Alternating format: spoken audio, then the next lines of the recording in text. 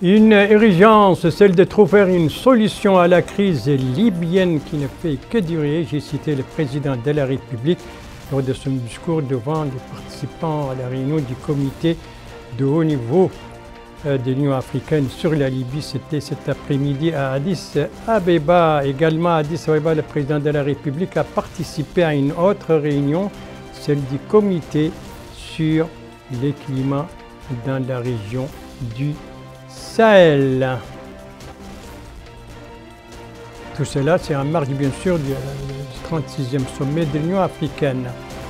Et puis, une audience accordée par le Premier ministre à une délégation du Centre islamique pour le développement du commerce, ici donc, qui relève de l'OCI. Cette audience s'est déroulée cet après-midi. Voilà pour les principaux titres du journal. Et c'est parti, Madame, Mademoiselle, Monsieur, bonsoir et bienvenue à votre 22h.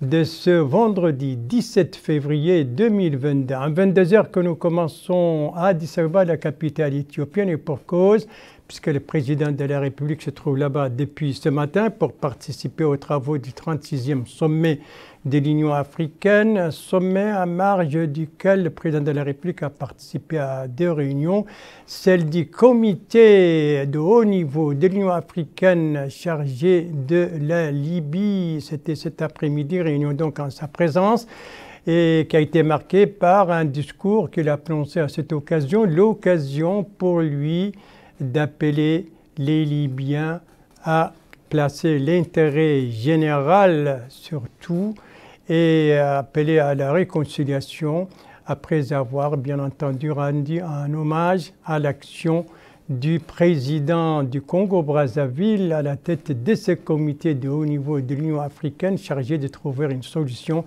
à cette crise libyenne qui, a-t-il dit, a dit le chef de l'État, n'a fait que trop durer.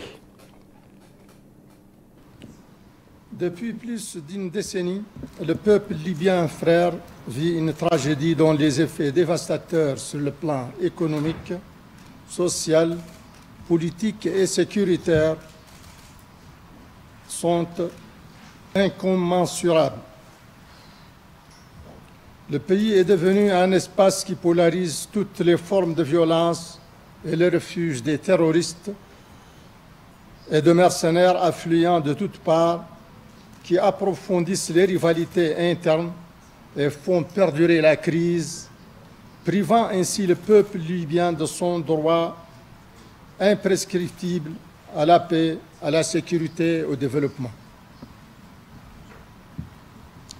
Je ne reviendrai pas sur les facteurs exogènes et endogènes qui sont à l'origine de cette crise ou qui sont responsables de sa longévité, ni sur les incidences de celle-ci sur l'ensemble de la sous-région et plus globalement sur le continent en général. Tout cela est connu de tous, largement analysé et documenté. Je voudrais simplement souligner qu'aucune solution durable à cette crise ne saurait se concevoir et se mettre en œuvre efficacement sans la forte implication des Libyens et de l'Union africaine. Je salue à cet égard le travail remarquable qu'effectue avec efficacité et clairvoyance, en synergie avec les Nations Unies, mon frère et ami, son Excellence, Monsieur Denis Sassou Nguesso, président de la République du Congo, président du Haut Comité sur la Libye.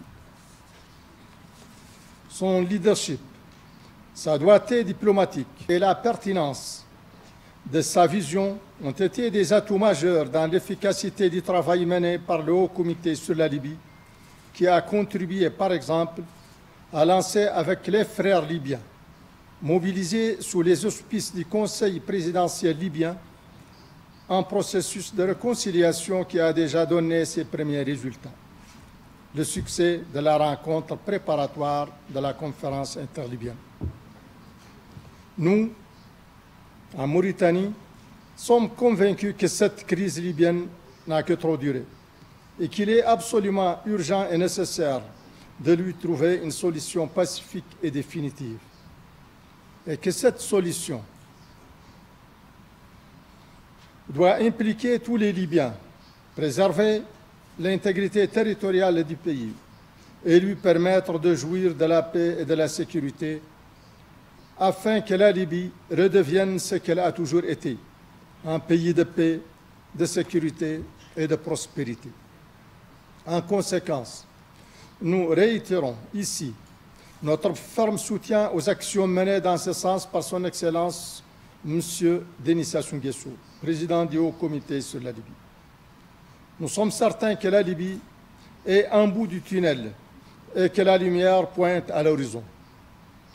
Il n'est point besoin de rappeler que les liens séculaires et d'amitié, de fraternité, d'histoire et de culture partagée qui unissent les deux peuples mauritaniens et libyens.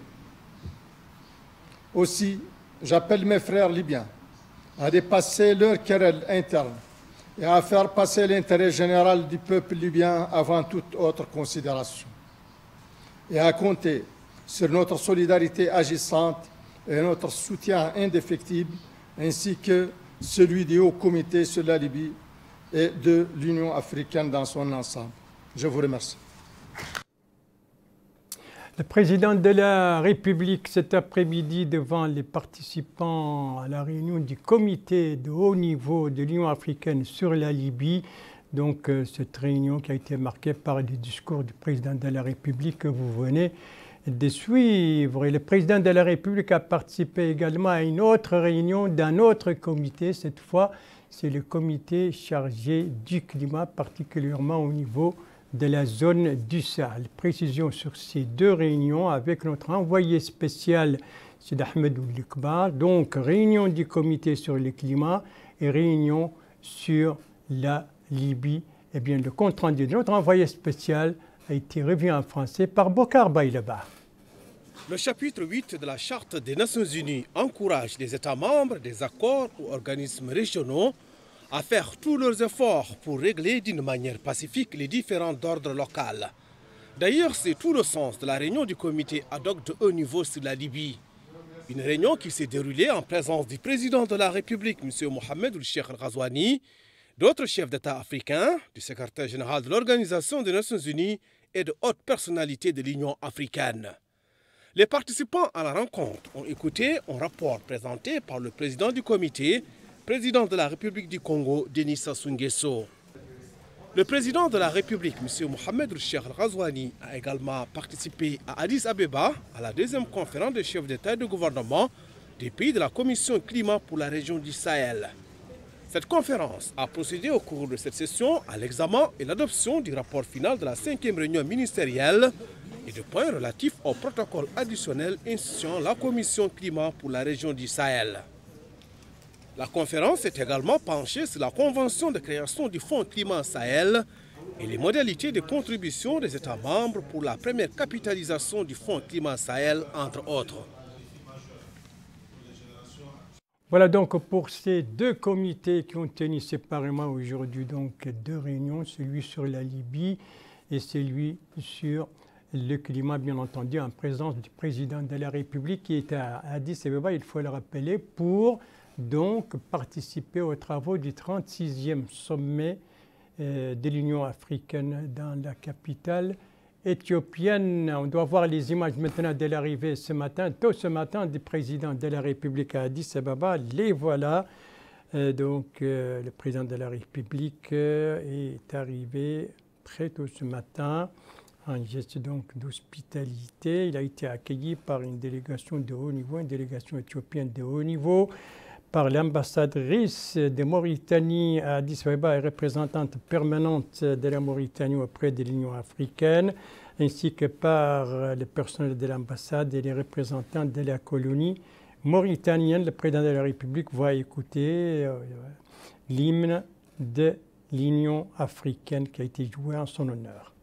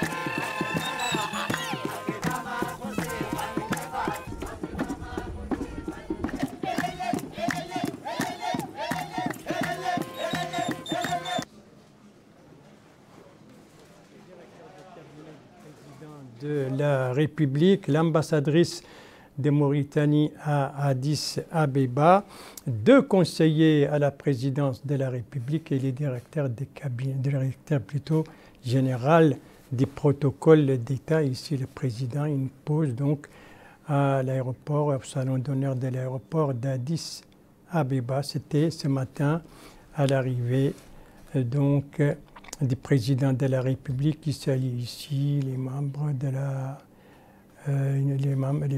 la délégation éthiopienne qui étaient à l'accueil. Le président de la République se dirige vers le lieu de sa résidence. Le président de la République qui, je le rappelle, est à Addis Abeba pour participer au 36e sommet de l'Union africaine. Maintenant, on doit voir les images de son départ de Nouakchott hier soir. Les voilà, eh bien, c'était hier soir le départ du président de la République, M. Mohamed Ould Cheikh El Ghazouani, pour Addis Abeba. Il a été salué à son départ, vous le voyez, par le Premier ministre, M. Mohamed Bilal Mesroud, ainsi que par le ministre secrétaire général de la présidence, l'une des ministres conseillères à la présidence de la République, et le ministre de la Justice, celui de la Défense nationale, le chef d'état-major particulier du président de la République, la directrice de cabinet du président de la République, ainsi que le wali de Nouakchott-Ouest et la vice-présidente du conseil régional de Nouakchott. Voilà donc pour le côté diplomatique présidentiel avec le voyage du président de la République à Addis Abeba. Mais la diplomatie, on y reste encore cette fois pour parler de cette audience accordée par le Premier ministre à une délégation du Centre islamique de promotion, de développement du commerce. C'était donc aujourd'hui une délégation conduite par la directrice générale de ce centre, à savoir Madame Latifa El-Boulaoui. L'audience s'est déroulée en présence du ministre du Commerce, de l'Industrie, de l'Artisanat et du Tourisme, de la directrice de cabinet du Premier ministre, du conseiller du Premier ministre chargé de l'Artisanat et du Commerce, ainsi que de la directrice générale de la PIM, autrement dit l'Agence pour la promotion de l'investissement en Mauritanie. Alors, qu'est-ce qui a été discuté au cours des entretiens à l'occasion de cette audience et quel était l'objectif justement de cette visite? Réponse avec la directrice générale du Centre islamique de développement du commerce. Je suis très ravie d'être aujourd'hui au siège de la primature de la République de Mauritanie, islamique de Mauritanie. L'objet de cette visite à Monsieur le Premier ministre, c'est de lui présenter l'état d'avancement d'un forum sur les investissements en Mauritanie que nous sommes en train d'organiser en collaboration avec la PIM. Je représente le Centre islamique pour le développement du commerce. C'est un organe subsidiaire de l'Organisation de la coopération islamique. Et aujourd'hui, on a fait l'état d'avancement, on a présenté l'état d'avancement à Monsieur le Premier ministre. C'est un forum qui aura lieu les 15 et 16 mars 2023, ici même à Nouakchott. Il aura pour objectif de présenter les projets d'investissement de la Mauritanie aux investisseurs potentiels de tous les pays membres de l'OCI.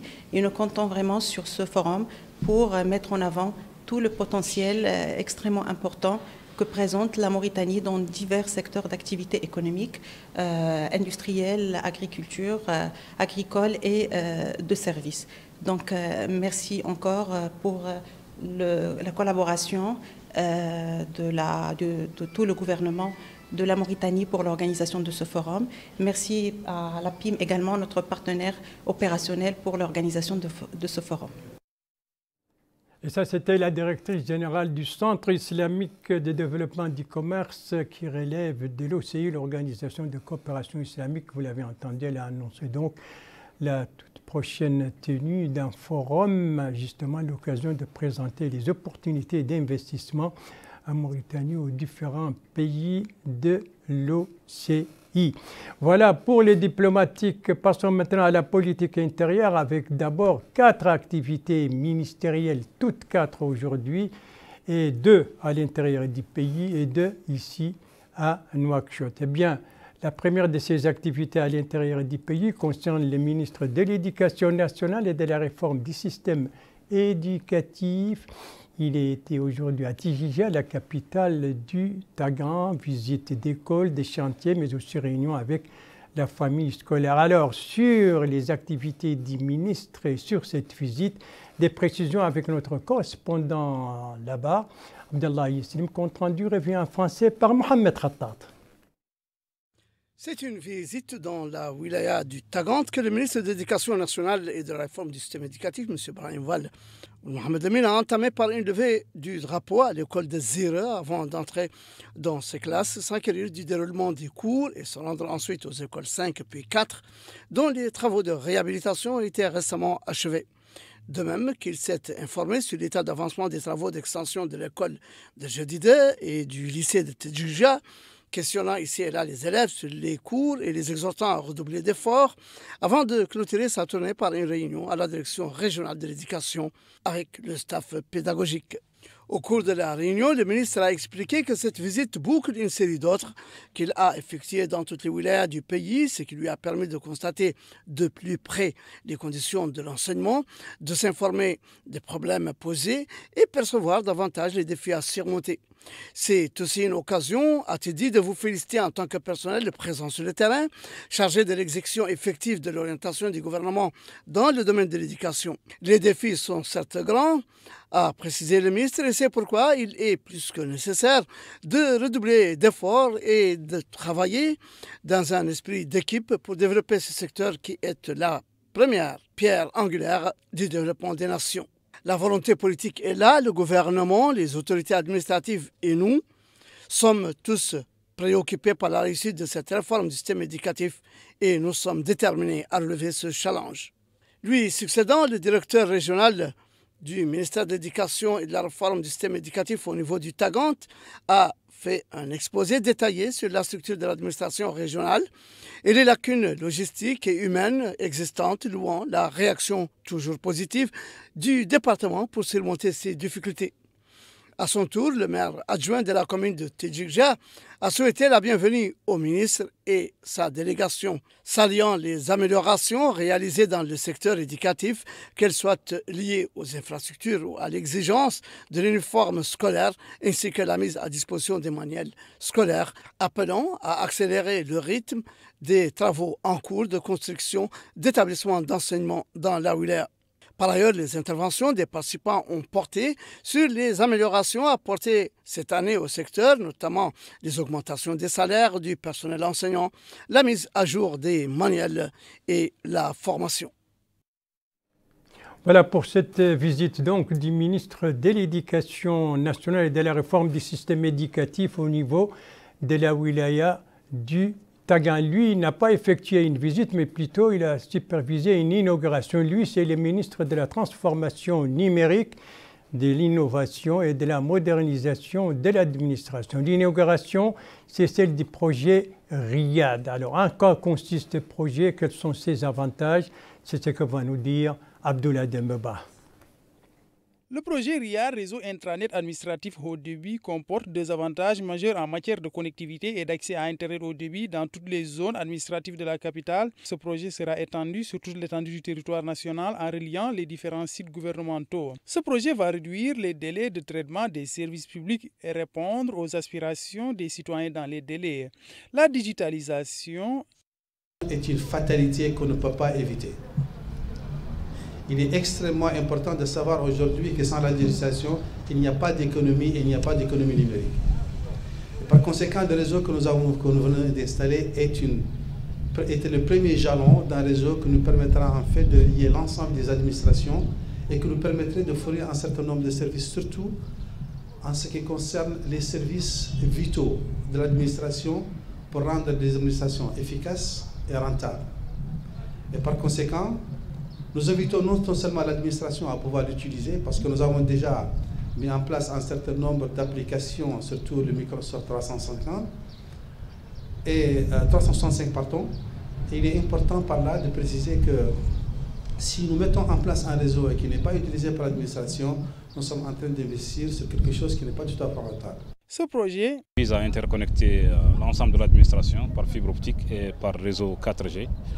Il vient pour renforcer la connectivité, pour permettre à l'administration de bénéficier des services digitaux et pour pouvoir aussi avoir une bonne connexion pour l'accessibilité des services qui sont dispensés pour aussi bien le fonctionnaire que le citoyen.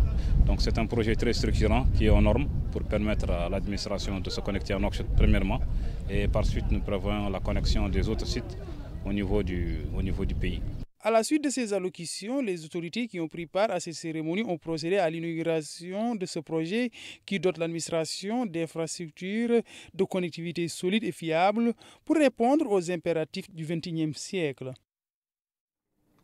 Le projet RIAD, donc, inauguré aujourd'hui, une initiative majeure dans la transformation numérique en Mauritanie, un projet ambitieux qui va permettre, vous venez de l'entendre, de connecter tous les sites de l'administration publique, ceci grâce à une connectivité donc de haut niveau et de qualité. Autre grand projet également est tout aussi ambitieux, mais cette fois dans le domaine gazier. Il s'agit du projet gazier donc de Grand Tortue Ahmeyim, mais les choses s'accélèrent avec l'arrivée cet après-midi à Nouakchott d'un navire géant, un navire spécialisé dans la fabrication et la pose des pipelines. Arrivé cet après-midi, donc une cérémonie en présence du ministre du pétrole, des mines et de l'énergie. Compte rendu, Bokar Baïleba.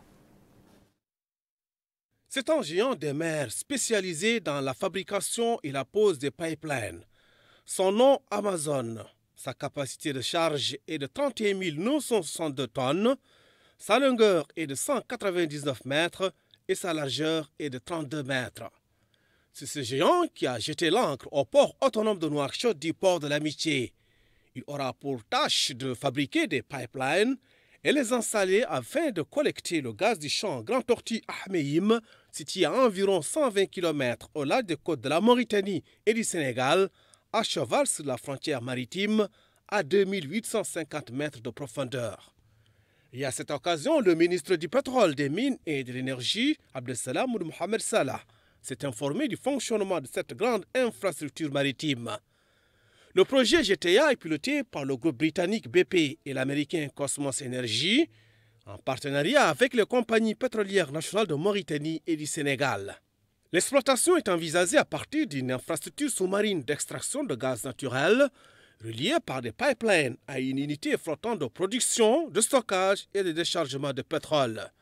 Ce système traitera ensuite le gaz extrait et le renverra via un pipeline au terminal de liquéfaction flottant. Le bateau actuel est un bateau assez particulier, assez spécial parce qu'il est l'un des rares bateaux au monde, ils sont peut-être 3, qui est capable de faire des poses de pipeline à des profondeurs, de très grandes profondeurs, dépassant les 2000 mètres.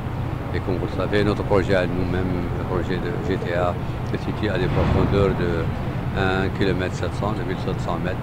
Donc c'était important pour nous de visiter le pipe, de visiter ce bateau et d'écouter les navires, d'écouter les explications sur les méthodes de production, de fabrication, de suivi et de pose de ces pipelines. C'est quelque chose d'important, c'est une étape importante. Le projet est maintenant à 90% d'achèvement.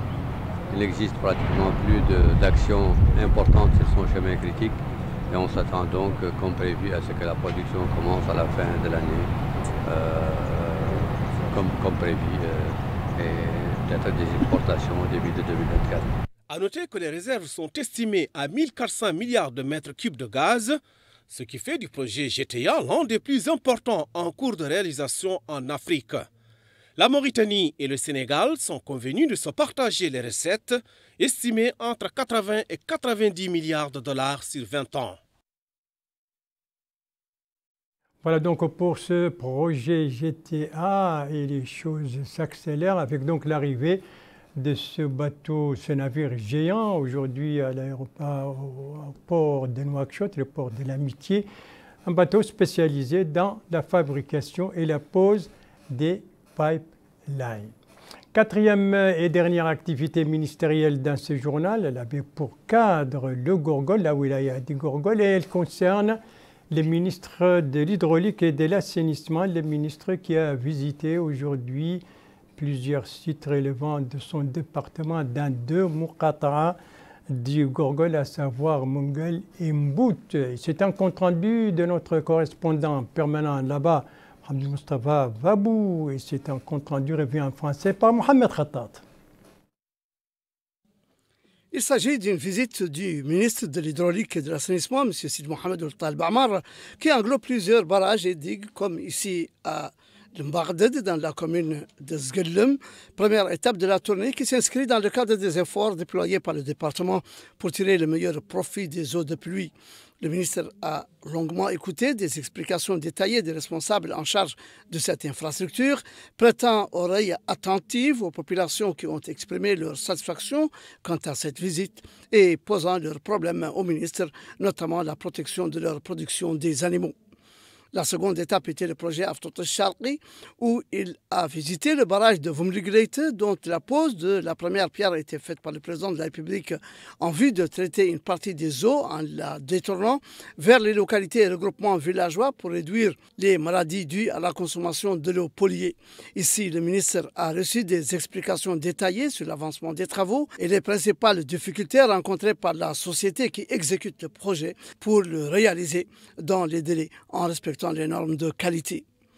L'avant-dernière étape de cette tournée du ministre de l'Hydraulique et de l'Assainissement a été les travaux en cours dans la zone de Sebhala, où le ministre a constaté de lui-même les opérations de creusement et d'installation des canalisations des réseaux d'eau. L'occasion pour le ministre de rappeler que plusieurs projets ont été inaugurés à l'occasion de la célébration du 62e anniversaire de l'indépendance nationale, notamment le projet Aftot al-Sharqi, pour augmenter la production qui passera de 5 000 m3 à 15 000 m3 jour. Nous avons, a-t-il dit, discuté avec les responsables de la société en charge du projet, à qui nous avons demandé d'accélérer le rythme des travaux en respectant les normes de qualité convenues. Nous avons également, au cours de cette tournée, écouté les avis des populations, sachant que l'important est d'être proche des citoyens, de les écouter et de trouver des solutions pour leurs problèmes. La dernière étape était le barrage de Gouide, en Mbout, où le ministre de l'Hydraulique et de l'Assainissement a écouté des explications détaillées des responsables en charge de cette structure et a pris le temps d'écouter attentivement les populations pour poser leurs problèmes. La visite donc du ministre de l'Hydraulique et de l'Assainissement au Gorgol. Voilà pour ces 4 activités ministérielles, toutes 4 aujourd'hui, 2 à l'intérieur et 2 à Nouakchott. Merci de suivre les JTF d'El Mauritania. La suite du journal avec les droits de l'homme à Célibabi, le Ravel à Nouakchott et une distribution sociale à Attar. On commence donc par les droits de l'homme avec cette activité du commissariat chargé des droits de l'homme, de l'action humanitaire et des relations avec la société civile, une activité organisée en collaboration avec le commissariat des Nations Unies pour les droits de l'homme. De quoi s'agit-il? C'est ce que va nous dire notre correspondant permanent là-bas, Chokri Mohamed Val, compte rendu revu en français par Abdullah Demeba. Le commissariat aux droits de l'homme, à l'action humanitaire et aux relations avec la société civile a organisé cet atelier dédié à la promotion de la justice sociale par le renforcement de l'accès à l'état civil et le renforcement de la disponibilité de la terre au profit des femmes et jeunes. Cette rencontre est organisée en collaboration avec le Haut Commissariat des Nations Unies aux droits de l'homme. Le commissaire adjoint aux droits de l'homme, à l'action humanitaire et aux relations avec la société civile a indiqué que ce projet vise à renforcer l'accès des femmes et jeunes à l'état civil et à l'exploitation des terres cultivables. C'est à l'aide de la prévention et la résolution des conflits par les voies légales en vigueur. Le représentant du Haut Commissariat des Nations Unies aux droits de l'homme a pour sa part déclaré que la population cible de ce programme constitue les filles et jeunes de manière générale. Il a aussi salué le partenariat liant notre pays à cette organisation onusienne. Le vice-président du conseil régional du Guidimaha a quant à lui exprimé sa satisfaction pour ce projet qui, souligne-t-il, contribuera à la promotion de la justice sociale. Au cours de ces cérémonies de lancement, les différents acteurs de la société civile qui ont pris part à ces rencontres ont suivi une présentation se rapportant à la thématique en question. Une rencontre donc organisée par le commissariat chargé des droits de l'homme, de l'action humanitaire et des relations avec la société civile en collaboration avec le Haut Commissariat des Nations Unies pour les droits de l'homme et tout cela, c'était à Sélibabi, la capitale du Guidimaha. Retour à Nouakchott qui vit à l'ère, lui aussi comme le reste du pays, à l'ère du Ravel 2023, un Ravel qui est entré aujourd'hui dans sa 21e journée consécutive. Il reste encore 9 jours donc pour se faire inscrire sur les listes électorales en prévision des prochaines échéances électorales législatives, régionales et locales. Eh bien, la sensibilisation en tout cas bat son plein et les inscriptions se font de plus en plus remarquables. Et remarquez, c'est un compte-rendu de Bokar Bayraba qui s'est promené aujourd'hui et dans la Muqata'a de Sebkha, Nouakchott Ouest, et dans la Muqata'a d'Arafat, Nouakchott Sud. Bokar Bayraba, voici son reportage. Le Ravel, recensement administratif à vocation électorale, bat son plein. Dans la Muqata'a d'Arafat, wilaya de Nouakchott Sud, les autorités administratives intensifient les réunions de sensibilisation pour que les citoyens affluent vers les centres de recensement. D'ailleurs, les autorités administratives ont appelé les citoyens à s'inscrire sur la liste électorale. Ils ont également souligné le rôle des élus locaux et les acteurs de la société civile, rappelant que la Muqata'a d'Arafat dispose de 14 centres de recensement. À son tour, le coordinateur de la CENI au niveau de la Muqata'a d'Arafat, Toka Samba Koïta, a déclaré que rien n'a été laissé au hasard pour assurer la réussite de l'opération de recensement. D'autres intervenants se sont relayés pour souligner l'importance de ce rappel, exprimant leur adhésion aux efforts de l'État pour faciliter cette opération. Cap sur la Muqata'a de Sebkha, wilaya de Nouakchott Ouest. Là aussi, les autorités administratives se mobilisent pour assurer la réussite du rappel. Ainsi, le hakem de la Muqata'a de Sebkha, Khalifa Ould Sidi Ali, a présidé une réunion de sensibilisation consacrée à l'importance des inscriptions des personnes en âge de voter sur les listes électorales. Dans son intervention, il a déclaré que la participation des acteurs politiques et la société civile à la sensibilisation permet aux citoyens de la Muqata'a de Sebkha de remplir leur devoir électoral dans l'un des 11 bureaux qui seront ouverts le jour du scrutin.